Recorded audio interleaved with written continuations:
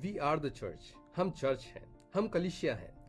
लेकिन जब भी चर्च शब्द सामने आता है तो साधारणतः हमारे मन में एक चर्च बिल्डिंग की तस्वीर आती है। चर्च के अलग अलग एक्टिविटीज जैसे वर्शिप सर्विस, प्रार्थना, प्रचार, कन्वेंशन और ऐसे कई और कार्य। लेकिन क्या यह प्रयोग गलत है? शायद नहीं, क्योंकि चर्च इन सब बातों को जरूर दर्शाता है, परंतु चर्च इन सब बातों से कहीं बढ़कर है। अगर हम चर्च के डिक्शनरी मीनिंग को देखेंगे तो हम देखते हैं कि चर्च शब्द का अर्थ इस प्रकार बताया गया है: a building used for public Christian worship, यानी मसीही आराधना के लिए उपयोग किया जाने वाला वो स्थान। लेकिन यह अर्थ अपने आप में पूर्ण नहीं है, क्योंकि बाइबल में चर्च या कलीसिया का अर्थ इससे कहीं अलग है और इससे कहीं बढ़कर है। सबसे पहली बात कि चर्च जो शब्द है यह ग्रीक भाषा के कुरियाकोन या कुरियाकोन डोमा शब्द से आता है, जिसका अर्थ है द लॉर्ड्स हाउस, अर्थात प्रभु का भवन या परमेश्वर का भवन। इसमें कुछ गलत नहीं है, पर इंटरेस्टिंग बात यह है कि यह शब्द नए नियम में इस्तेमाल किया गया शब्द नहीं है। तो सवाल ये उठता है, फिर इस शब्द का इस्तेमाल किया ही क्यों गया? इसका बड़ा सरल कारण यह है कि ये शब्द बाइबल के इन भाषाओं में अनुवाद करने से पहले ही प्रचलन में थे। इसीलिए इस प्रचलित शब्द का इस्तेमाल किया गया, जिसका अर्थ था परमेश्वर का भवन या एक मंदिर, जो ये बताता है कि मुख्य तौर पर यह वो स्थान है जहां पर मसीह लोग आराधना करने के लिए इकट्ठा होते हैं।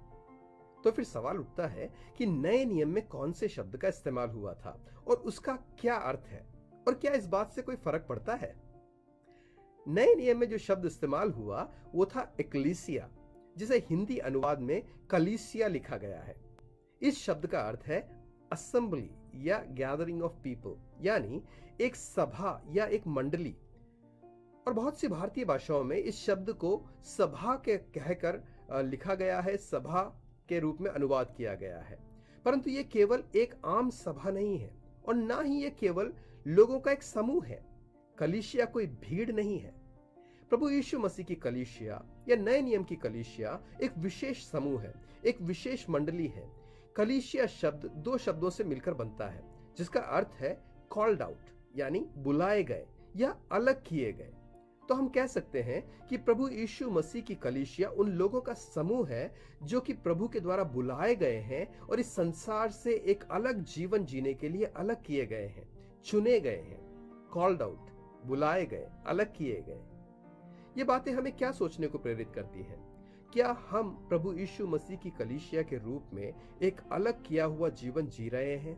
क्या हमारा जीवन उस स्वर्गीय बुलाहट के योग्य है जिस बुलाहट से प्रभु यीशु मसीह ने हमें बुलाया है? इफिसियों 4 उसका 1 में प्रेरित पौलुस कहते हैं कि जिस बुलाहट से तुम बुलाए गए हो उसके योग्य चाल चलो। किसी ने इस प्रकार कहा कि अगर आपके देश में मसीही होना या मसीही विश्वासी होना कानूनन अपराध हो जाए, तो क्या आपको दोषी ठहराने वालों के पास पर्याप्त सबूत होंगे कि वे ये साबित कर पाएं कि आप सच में एक सच्चे मसीह हैं और वो आपको दंड दे सके?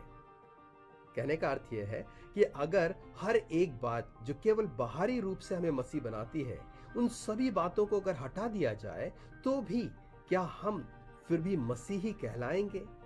क्या यह साबित हो पाएगा कि हम प्रभु यीशु के द्वारा बुलाए गए और अलग किए हुए लोग हैं, हम उनकी कलीसिया है?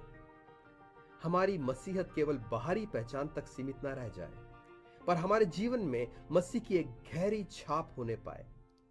केवल बाहरी मसीह नहीं, परंतु भीतरी मसीह बनने पाए, जो दिन प्रतिदिन अपने प्रभु की पहचान में बदलते जाते हैं।